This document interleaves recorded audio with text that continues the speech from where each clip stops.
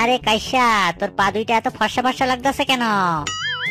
আরে আমি গত 4-5 দিন ধরে মোজা পরে ঘুরছি তো, তাই পা দুইটা ফর্সা হয়ে গেছে। দূর, 4-5 দিন মোজা পইরা তোর পা দুইটা সাদা ফকফকা হইয়া গেল। আসলে আমি 10 বছর ধরে জাঙ্গা পড়তাছি, কিন্তু কোনো উন্নতি পাইলাম না।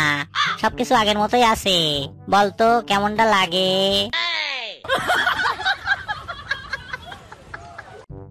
বলতো শোনো, আজকে আমার একটা বান্ধবী আসবে আর ও রাতে আমার সঙ্গে শোবে, তাই তুমি রাতে ডাইনিং রুমে থাকবে, ঠিক আছে?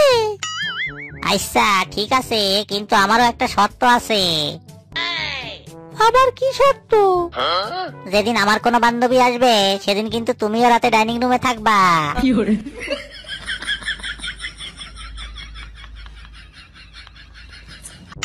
বুঝলি দোস্ত, আমার কয়েকটা ডায়াবেটিসের পেশেন্ট লাগবো, তোর সন্ধানে কি আছে?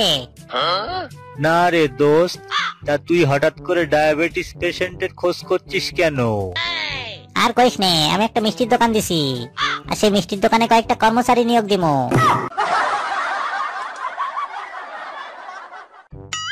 আচ্ছা বল্টু, তোর কি কোনো গার্লফ্রেন্ড আছে?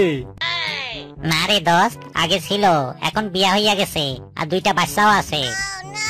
ও, আই এম সরি দোস্ত, তুই নিশ্চয়ই খুব কষ্ট পেয়েছিলি। আরে দূর বেটা, কষ্ট পাবো কেন? বিয়াটা তো আমার সাথেই হইছে।